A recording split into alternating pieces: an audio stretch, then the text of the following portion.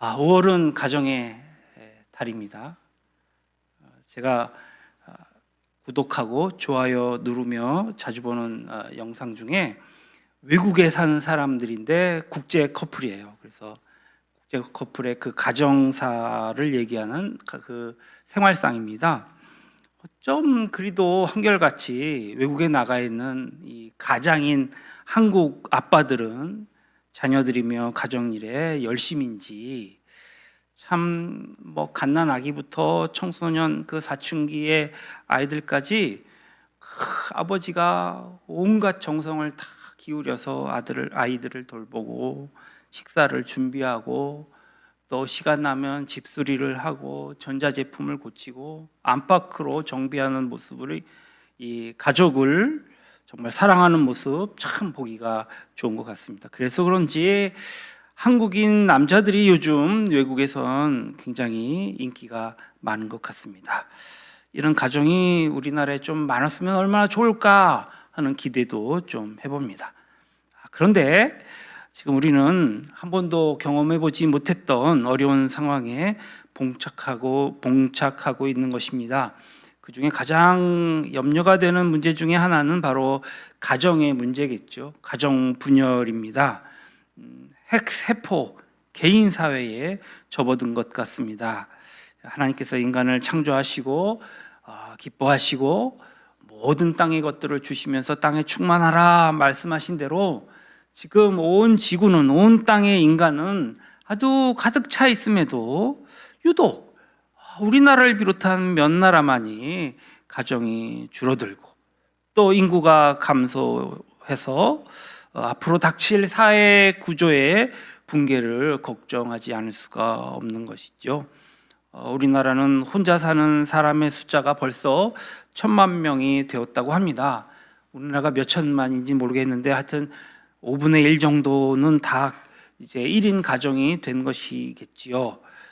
사회에서의 삶이 워낙 빡빡하다 보니까, 빡세다 보니까 결혼도 안 하고 자녀도 안 낳는 것이 큰 문제가 된 것입니다. 아주 초저출산 시대가 된 것 같습니다. 아이들이 없으니 유치원도 문을 닫고 초등학교, 중고등학교, 대학교 갈 사람이 없는 거예요. 그러니까 막 여기저기 문을 닫고 통합을 하지 않습니까? 나라를 지키는 병사의 숫자가 줄어드니까 여자들도 군대 보내자 그런 소리나 하고 국방력이 약화되는 것은 물론입니다. 경제활동 인구가 주니까 각종 또 사회적인 경제적인 발전이 둔화되고 또 연금도 부족해질 것이고 지금 노인의 시대를 사는 이미 노인의 시대에 접어든 우리나라는 곧 피부로 느끼며 이 국난을 피해갈 수 없게 될 것이 뻔합니다. 그러면 무엇이 문제일까요? 무엇이 문제일까? 우리는 신앙적으로 이 문제에 대한 해답을 찾아봐야 할 것입니다. 우리는 그 문제의 원인을 찾아서 하루속히 해결해야 합니다. 그렇지 못하면 이것이 정말 먼 나라의 남의 얘기가 아니라 남의 일이 아니라 바로 나의 문제인 것을 뼈저리게 실감할 날이 얼마 남지 않은 듯합니다. 그것은 우리 모두의 가치를, 우리가 품고 있는 가치관이 어떤 가치관인가, 그리고 어떤 것으로 우리의 가치, 최우선순위의 가치를 두느냐에 달려 있는 것 같습니다. 과연 우리나라, 우리의 최고의 가치는 무엇이었던가요? 바로 무엇을 사랑하고 있느냐는 말입니다. 저는 오늘 사랑 얘기를 여러분과 나누고자 합니다. 어디 자식을 안 사랑하고 가정을 귀하게 여기지 않는 사람이 있겠습니까마는, 그런데 아무래도 가족을 지키고 가정이 행복하기 위해서는 이거는 돈이 있어야 돼. 그렇게 돈이 있어야 된다고 단정해 버리고는 오직 돈만이 유일한 행복의 지름길이라고 말하고 있는 것이기 때문입니다. 아이들이 이 경쟁 사회 속에서 생존하기 위해서는 기러기 가정이 됐든 빚쟁이가 되든 상관없이 다른 사람보다 내가 잘 돼야 되고 우리가 잘 돼야 되고 우리 가족이 잘 돼야 되고 내가 잘나야 되고 위에 있어야 되고 1등을 해야 되고 1등한 사람은 1등을 유지하기 위해서는 수단과 방법을 가리지 않고 많이 모아야 하고 또 쌓아 놓아야 그것을 감당할 수 있겠지요.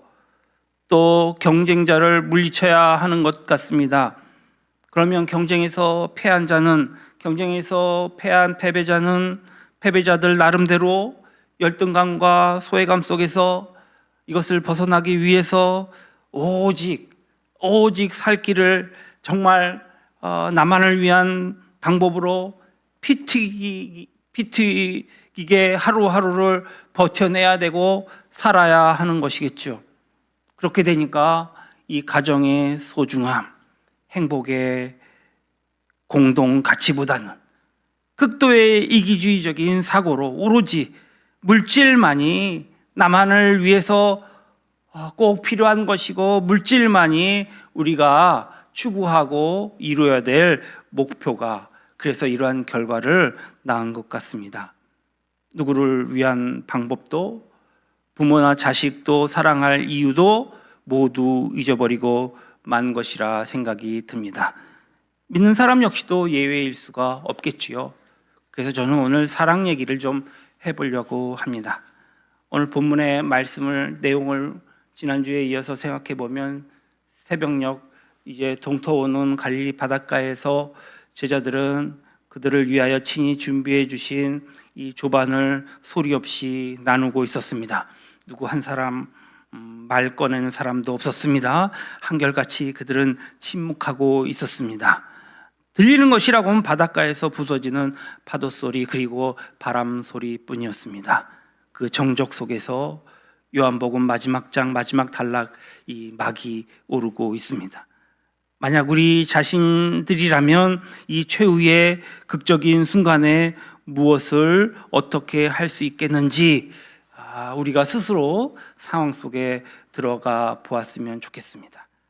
내가 지난 3년 동안 밤잠을 설쳐가면서 정말 먹여주고 입혀주어서 나의 그 마지막에 진액을 다 하기까지 혼신의 힘을 다하여서 내가 아는 모든 것을 전수해 주었던 그 사람들, 바로 나의 제자들이라고 하는 그 수하들이 나를 오늘 배신했습니다. 공개석상에서 나를 모욕하고 저주하면서 나를 배신했습니다. 그리고 그들의 배신이 내게 안겨준 아주 처참하면서도 정말 비참한 그러한 고독의 결과는 죽음이었습니다.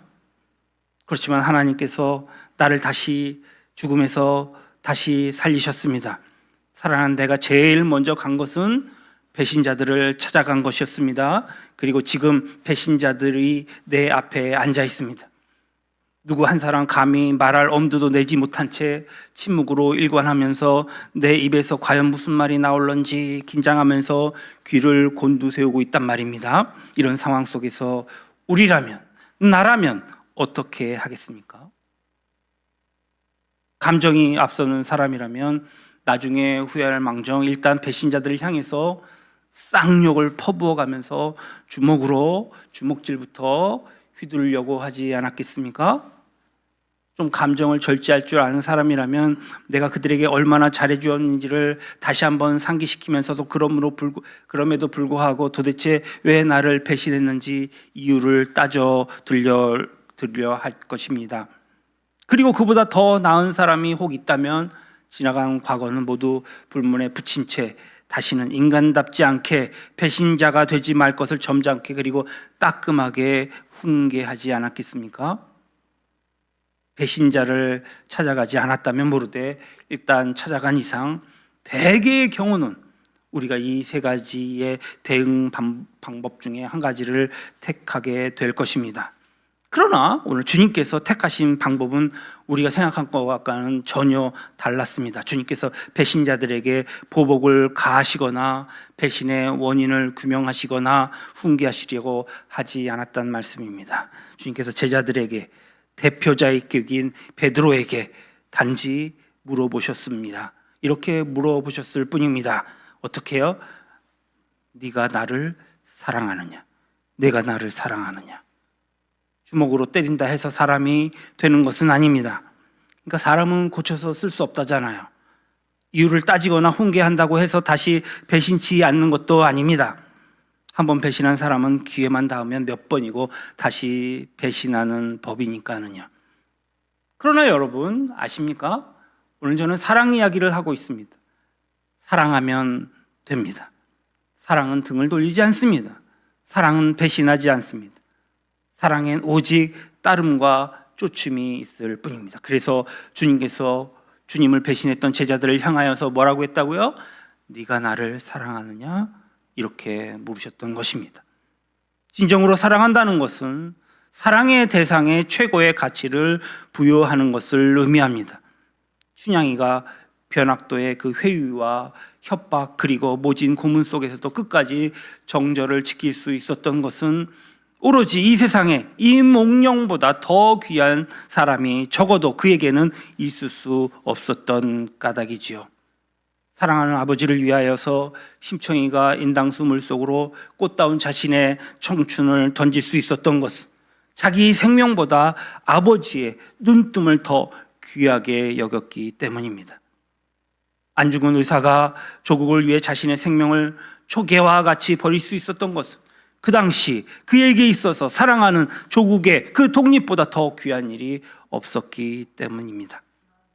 하나님의 독생자이신 예수께서 하늘 보좌를 버리시면서까지 이 땅에 오셔서 인간의 구원자가 되셨던 것은 하늘의 보좌를 지키는 것보다 인간을 사랑하는 것이 그분에게는 더 귀중했기 때문입니다.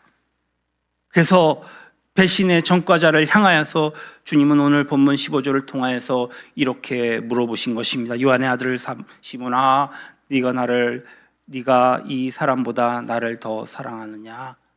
지금 주님 앞에서 사람이라고는 11명의 제자들밖에 없습니다. 가룟 유다는 이제 죽어버리고 없습니다. 그래서 이제 이 사람들이란 베드로를 제외한 10명의 나머지 제자들을 뜻하겠죠. 즉 주님께서 베드로에게 다른 10사람, 그 10사람의 제자들보다 더욱 주님을 사랑하는지 오늘 묻고 계시는 것입니다. 그런데 오늘 성경의 본문을 자세히 살펴보니까 사람들이라는 단어에 대해서 다시 한번 생각해 볼 필요가 있겠더라고요.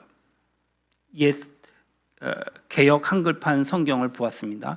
옛날 성경 아십니까? 밑에 보면 각주가 달려 있어요.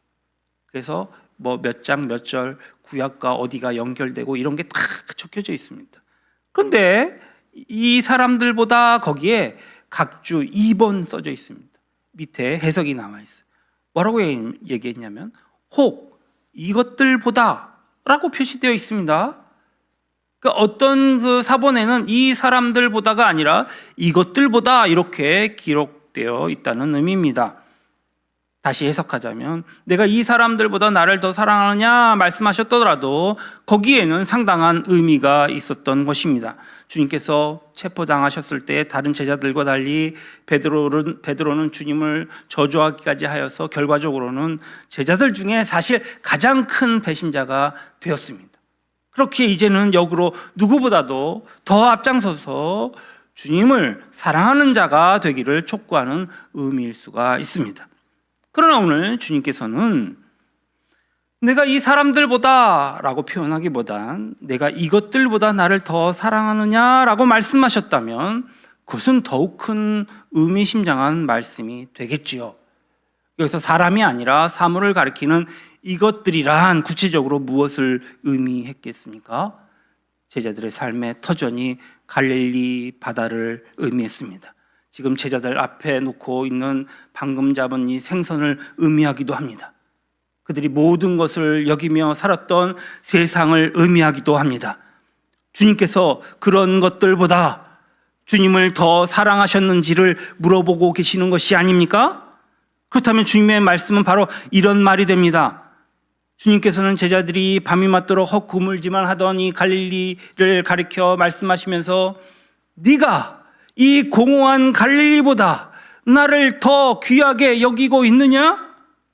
주님께서 제자들이 주님과 약속을 망각하면서까지 소유하기 위해서 혈안이 되었던 물고기를 가리키면서 이렇게 말씀하실 수 있습니다. 이제 곧 썩어져서 없어질 너의 이 소유보다 나를 더 귀하게 여기느냐? 주님께서 팔을 벌려서 이 세상을 가리키시며 물으실 수도 있습니다. 네가 공동묘지로 끝날 수밖에 없는 이 덧없는 세상보다 나를 더 사랑하고 더 귀하게 여기느냐? 주님께서는 이 아침 우리 앞에 서시어서 우리가 가장 귀하게 여기며 불끈 움켜잡고 있는 그것을 가르치면서 오늘 묻고 계시는 것입니다. 네가 이것들보다 나를 더 귀하게 사랑할 수 있느냐? 사랑하느냐? 주님의 이 질문에 응답하는 것으로부터 우리의 신앙은 시작됩니다. 여러분은 과연 무엇이라 대답할 수 있겠습니까? 베드로는 마침내 침묵을 깨뜨리고 뭐라고 대답합니까? 주여, 그러하외다. 내가 주를 사랑하는 줄 주께서 아시나이다. 베드로는 내가 주님을 사랑하였다고 과거형으로 대답하지 않았습니다. 내가 지금 주를 사랑하고 있다고 현재형으로 대답하고 있습니다. 조금 전까지만 해도 베드로는 주님보다 허망한 갈릴리 바다를 더 귀하게 여겼기 때문입니다. 곧 썩어져 없어질 생선에 덧없는 세상에 더 큰 가치를 두고 있었기 때문입니다. 그래서 주님의 말씀도 주님도 망각한 채 밤이 맞도록 헛굶지만 했던 것입니다. 그런데 지금 베드로는 내가 이제는 주님을 사랑하고 있다고 그렇게 고백하고 있는 것입니다. 이제는 이 세상의 그 어떤 것보다도 주님을 더 귀하게 여기고 있노라 고백하고 있습니다. 베드로의 이 코페르니쿠스적인 대전환은 어떻게 가능했겠습니까? 베드로 앞에 계신 이 주님께서 부활하신 그리스도이셨기 때문입니다. 길이요 진리요 생명이신 부활의 주님 앞에 다시 섰을 때에 그가 밤이 맞도록 추구해 왔던 이 갈릴리로 통칭되는 이 세상이 얼마나 공허하고 덧없는 것인지를 뼈저리게 느꼈던 것입니다. 오늘날 부모들이 외로이 남은 생을 사는 것을 보면서 안타까워합니다. 왜 자녀들은 부모를 돌보지 않았을까요? 왜 각자 도생하고 있을까요? 누구를 탓하겠습니까? 우리가 가르친 거 아닙니까? 우리가 그렇게 하라고 한 것 아닙니까? 그렇게 교육하고 그런 시스템 속에 살라고 우리 아이들을 경쟁 체제 속에 밀어넣은 것이 아니냔 말입니다. 주님 없는 세상을 목적으로 삶은 삶이 얼마나 어리석은 삶인지 오늘 주님은 우리에게 말씀해 주고 있습니다. 그것을 우리는 통감해야 합니다. 그래서 베드로는 주님을 향하여 내가 지금은 주님을 사랑한다고, 내가 이제는 주님을 가장 귀하게 여기겠노라고 고백지 않을 수 없었던 것입니다. 그 고백이 얼마나 진실되고 이 진실된 고백이었는지 베드로는 내가 주를 사랑하는 줄 주께서 아시나이다 라고 단언할 정도였습니다. 자신이 이제 주님을 가장 귀하게 여기고 있음을 주님께서는 이미 아신다는 것입니다. 한 인간이 진정으로 주님을 사랑하는지, 이 세상에서 주님을 가장 귀하게 여기고 있는지 여부는 이 세상 사람은 아무도 모를지라도 분명 그 당사자와 주님만은 정확하게 알고 계신다는 의미입니다. 그렇지 않습니까? 내가 정녕 주님만을 귀하게 여기고 사는지, 이 세상 것에 더 귀하게 여기고 사는지 나 자신은 정확하게 그것을 알고 느끼지 않습니까? 내가 아는 것은 왜 내 중심으로 꿰뚫어 보시는 주님께서 모르시겠습니까? 숙달된 나의 위선으로 세상 사람들은 속일 수 있을지언정 나 자신과 주님만은 속일 수 없다는 사실을 우리는 너무나도 잘 알고 있습니다. 그렇다면 우리는 베드로처럼 진정으로 내가 주님을 가장 귀하게 여김을 주님께서 알고 계시지 않겠습니까?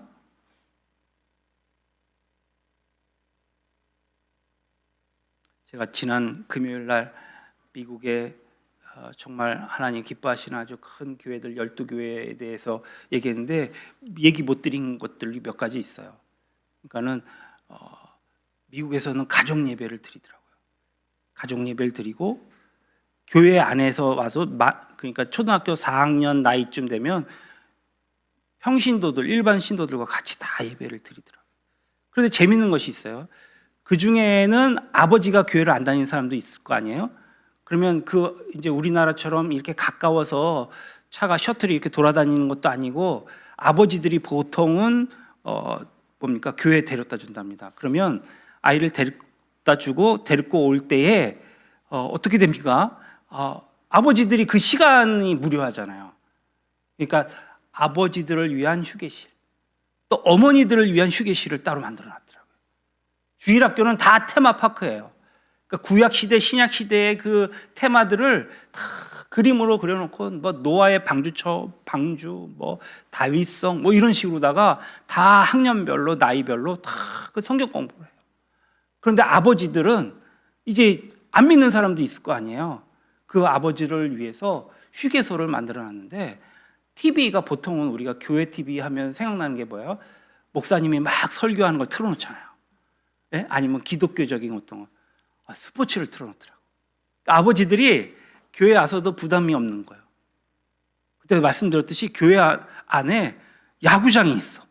축구장이 있고 뭐 럭비장이 있고 막 그래서 야 이게 뭐 규모가 다르구나. 우리랑 레벨로가 다르구나.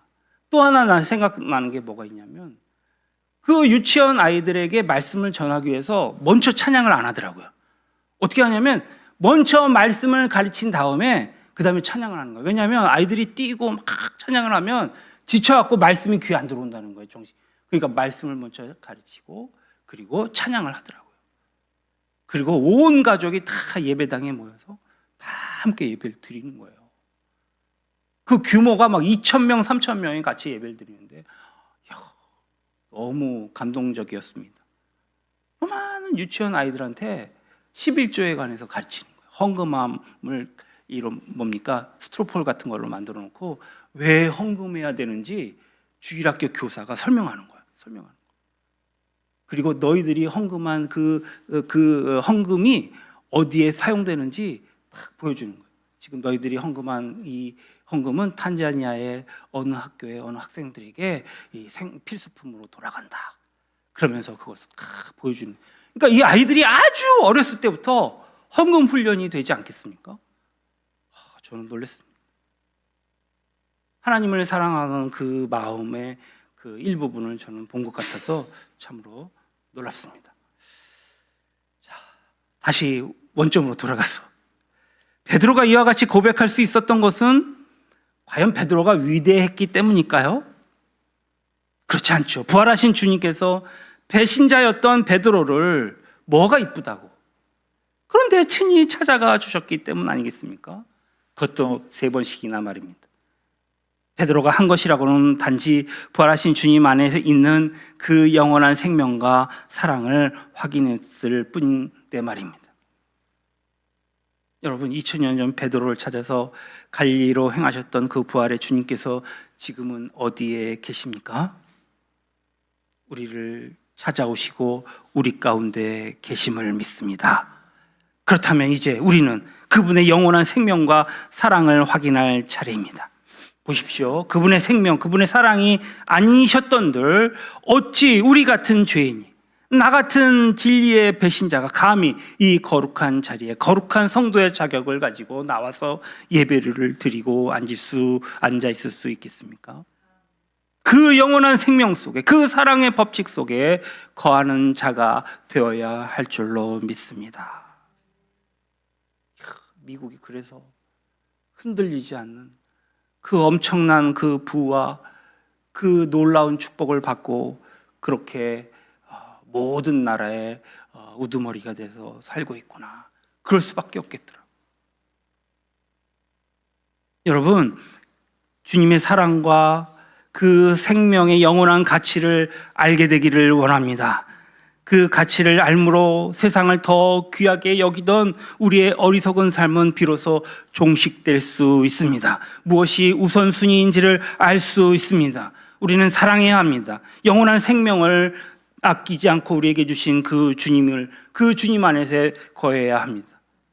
그 생명과 사랑을 가장 귀하게 여기는 삶보다 더 귀한 삶은 있을 수 없기에 여러분은 스스럼 없이 이렇게 고백해야 합니다. 내가 주를 사랑하는 줄 주께서 아시나이다. 내가 주를 사랑하는 줄 주께서 아시나이다. 무엇이든지 해야 되지 않겠습니까? 근데 여기서 우리가 결코 간과해서는 안 될 중요한 사실도 또 하나 있습니다. 오늘 주님께서 베드로에게 네가 나를 사랑하느냐 하고 한 번만 물으셨습니까? 한 번만 물으신 것이 아니라는 사실입니다. 16절 두 번째 이르시되 요한의 아들 시몬아 내가 나를 사랑하느냐. 이것으로 그친 것이 아닙니다. 17절 역시 또 똑같이 이렇게 시작됩니다.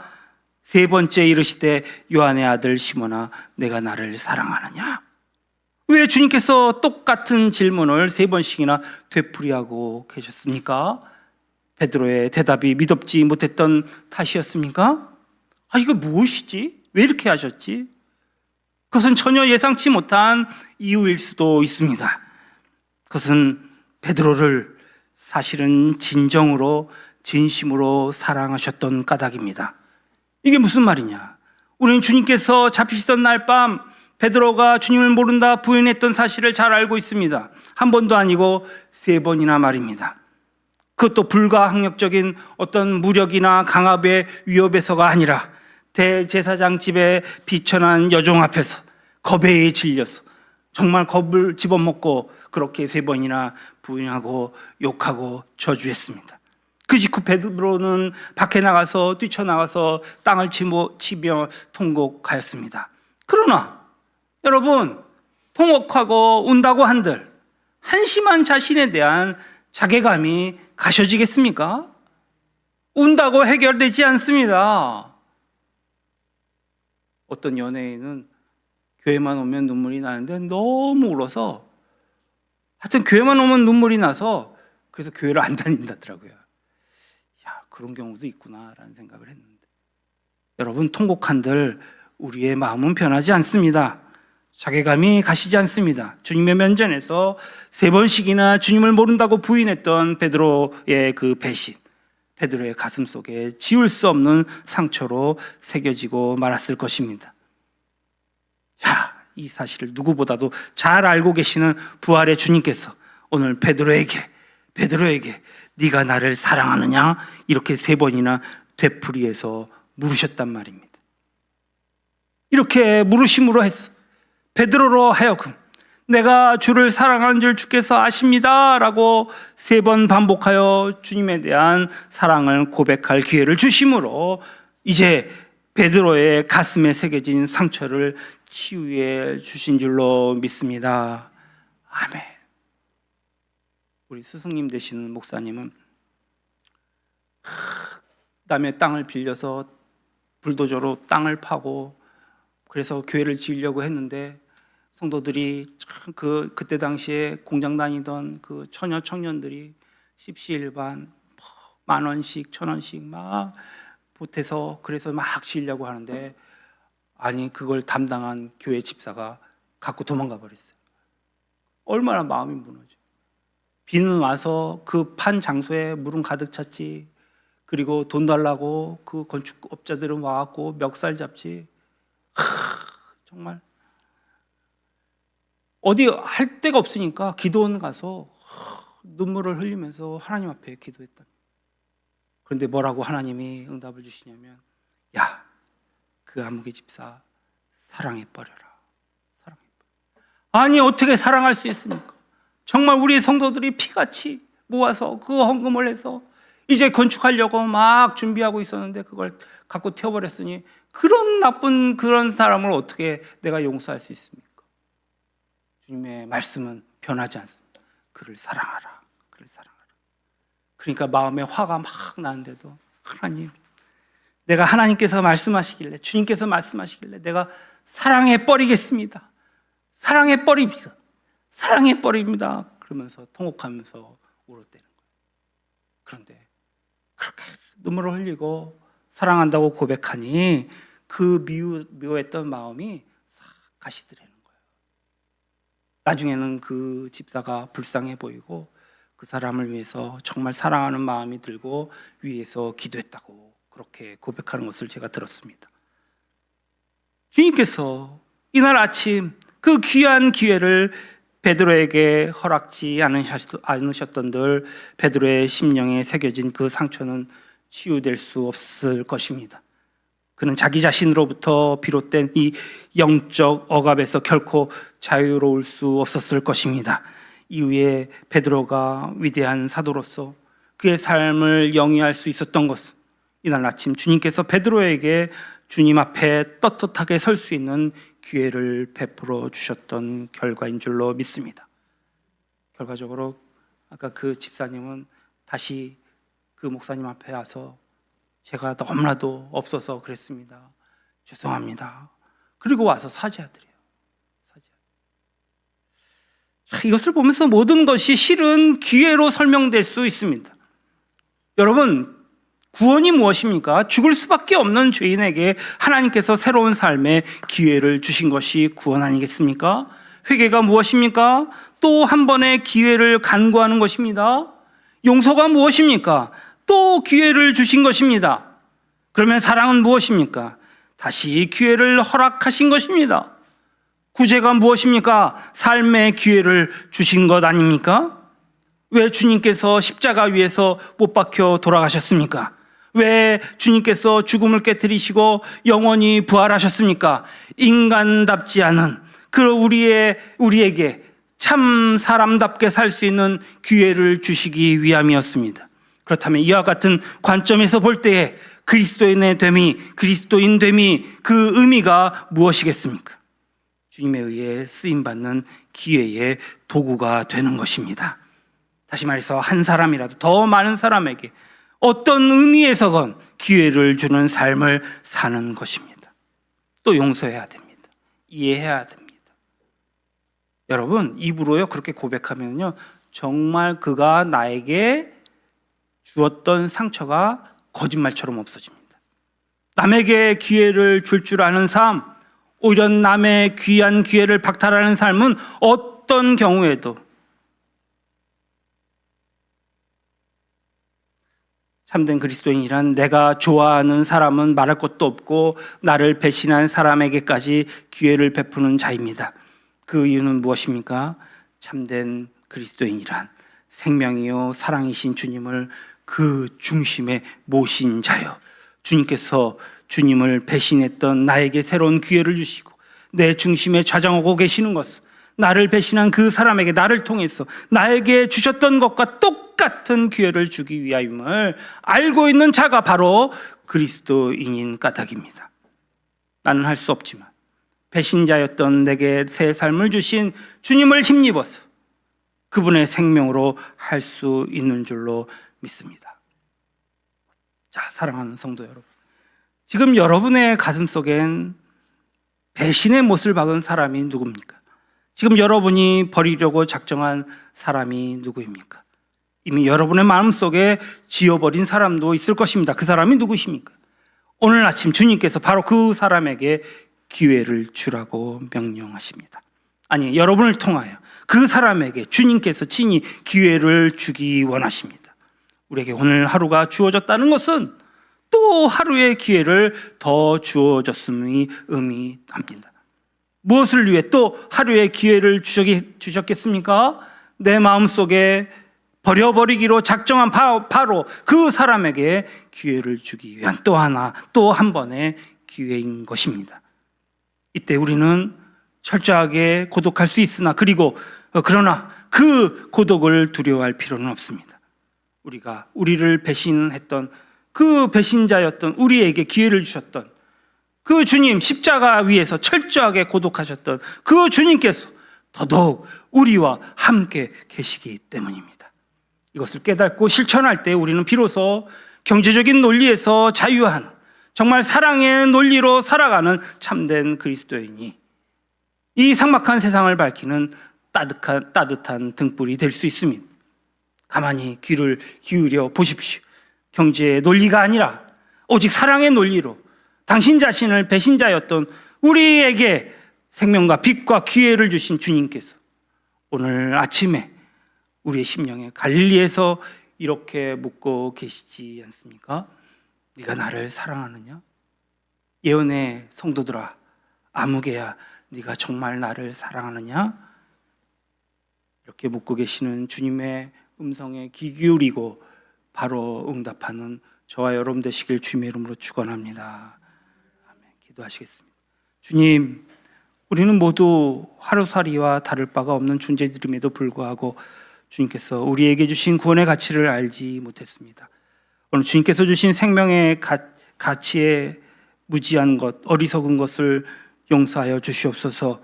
오히려 주님께 등 돌린 채 공허한 갈릴리를 더욱더 귀하게 여기느라 정작 귀하신 주님을 배신하고 말았음을 고백합니다.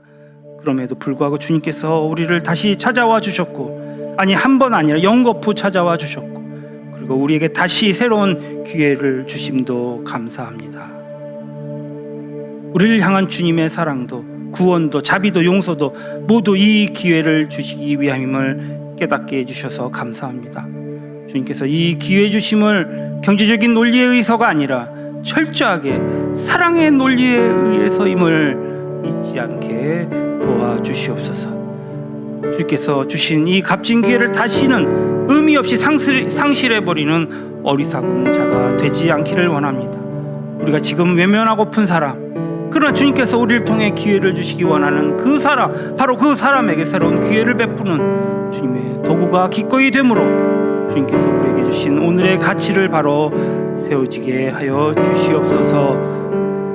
그와 같은 삶을 통하여 우리의 주위에 살만한 하나님의 도구로 일구어져 가기를 원합니다. 오늘 우리 모두 주님 앞에 베드로처럼 주님, 내가 주님을 사랑하는 줄을 주께서 아시나이다 고백하는 백성 되게 하옵소서. 예수님의 이름으로 감사하며 간절히 기도드렸사옵나이다. 아멘.